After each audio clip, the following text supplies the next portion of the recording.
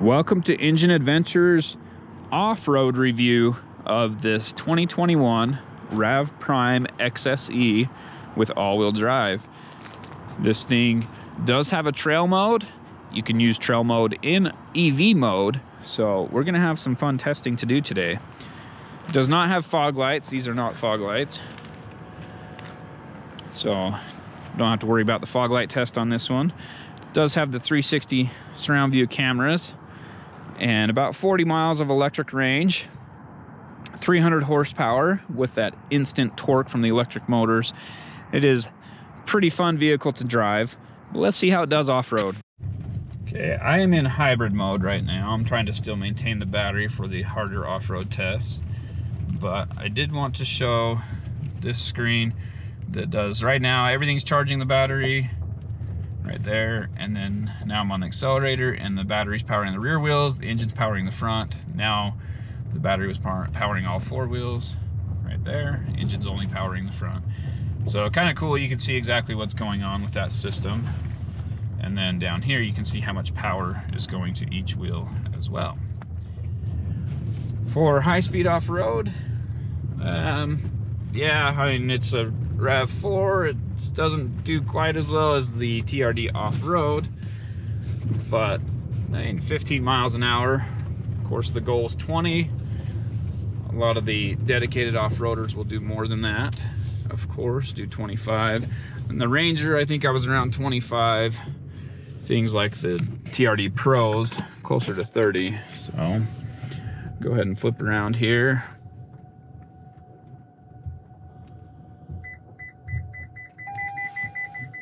Man, that bush has really got the system going crazy, but that's okay. We can pull away from it. Okay, so again, we'll go here. This is normally the route that I take. I did run over my suction cup mount, so don't have any exterior shots attached to the vehicle right now. There's a new one on the way. But so I don't know if you can see the heads-up display. We're 15, 17 miles an hour. This side's a little bit smoother than the other, but right here, get into these bigger bumps. And it's handling this pretty good. It's actually a little better than I expected. Here we are in trail mode and EV mode. You can have both on at the same time. So without the gas engine, it does lack a little bit of torque, but the trail mode is very aggressive on the braking and stops the wheels from spinning entirely on multiple occasions and does pretty well on this climb.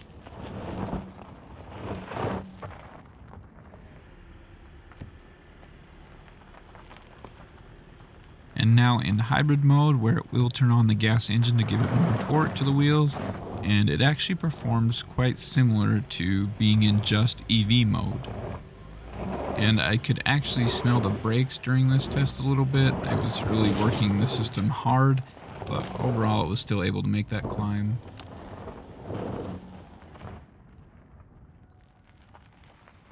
In sport mode, it lets the wheels spin a lot more, lets you rev the engine quite a bit higher. This would be a good mode for driving in sand or mud as well.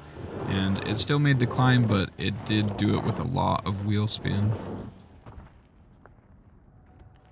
Normal mode sits kind of in between sport mode and trail mode. It does allow for wheel spin, but not as much as sport mode did. And I did slip right here and just scrape the bottom of the vehicle. It scared me, which is why I stopped the test right there, but there was no damage. One thing real quick here is the turning radius of this thing. I'm actually able to make this turn with hardly any effort at all. So I can do the same over here. And no problem, it just does the turn. So the RAV4 is a fairly small vehicle, but even some of the smaller ones haven't been able to make that. So I'm pretty impressed with the turning radius. Another thing I just thought of is why journalists love these cameras so much. And it's because they're in different vehicles every day, or every week, or whatever it may be. So it makes it nice when you don't know your vehicle to have these cameras. If you do know your vehicle, then you understand where the edges are, you know the ground clearance, you know all those issues or items to look out for, and you know what your vehicle can do. So I see why they get rave reviews from the journalists, and journalists love them for off-road vehicles. They love having the front view and all the surround view cameras and stuff. But if it's your own vehicle and you're driving it fairly regularly, you'll get to know all the limits and where it is and all that stuff. So I did lose a lot of my footage, and we're stuck with seeing just two modes here, the trail mode with EV mode on, and then trail mode and hybrid. In any of the tests, whether it was sport mode, normal mode, trail mode, EV, hybrid, whatever, it wasn't able to make the hard line on the steep hill climb. And in normal and sport modes, it doesn't break the spinning wheels enough. And then in trail mode, when it does break the spinning wheels, it just doesn't have enough torque to proceed up the hill while braking the spinning wheels.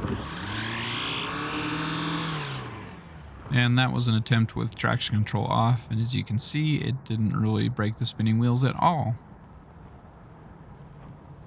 Now we're in trail mode and hybrid mode, and this is a slightly easier line, but there still is some articulation, and it gets stopped again in the deeper ruts.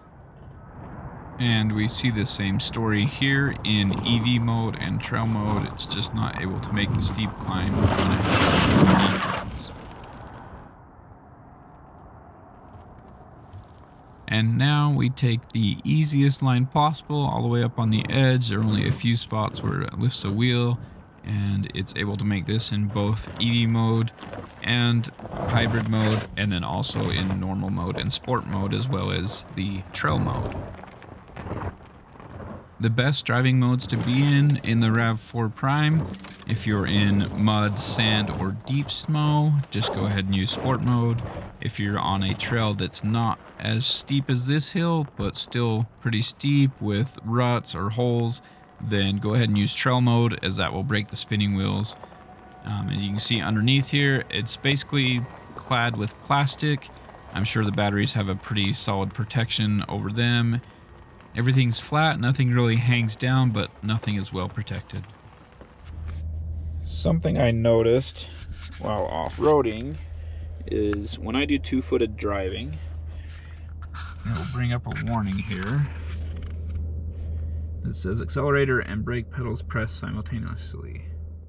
And what that actually does is limit the amount of power you can put down. So it's hard to do two-footed driving, which I use a lot to slowly accelerate on a steep hill without rolling backwards, or to make precision movements. I have both feet there in case I need to get on the brakes really fast. My left foot's already there. In this case, it cuts power until you really get on the throttle, and if you push the brake a little bit harder, maybe if you're holding on a hill, then it will just completely cut power and not let you give it gas at all.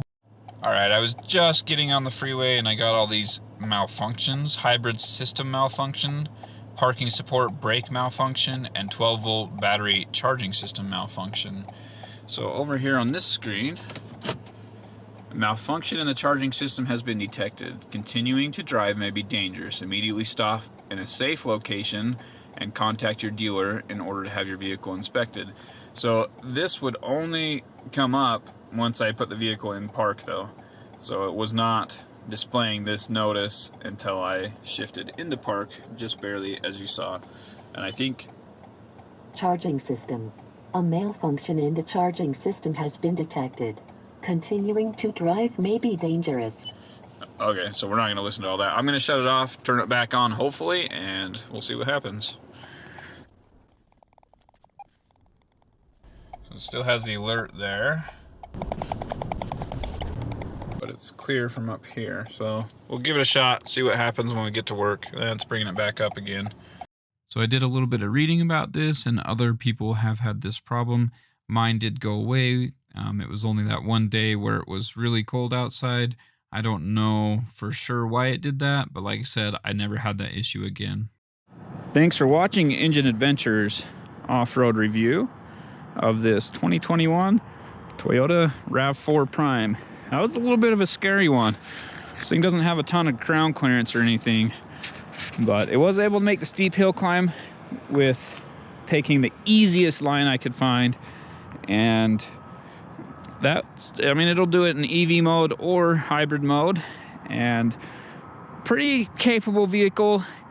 Does well on the, you know, higher speed stuff comparatively. So it does a little bit better than things like the Kia Seltos or whatever, as far as being able to go a little bit faster on rough roads. But I mean, it's a four-wheel independent small vehicle, not a lot of wheel travel, but overall really great vehicle for what it is. If you liked what you saw, be sure to subscribe and ring the bell, hit the thumbs up. If you didn't like it and you give me a thumbs down, be sure to comment down below and let me know why. Thanks for watching. Have a great day.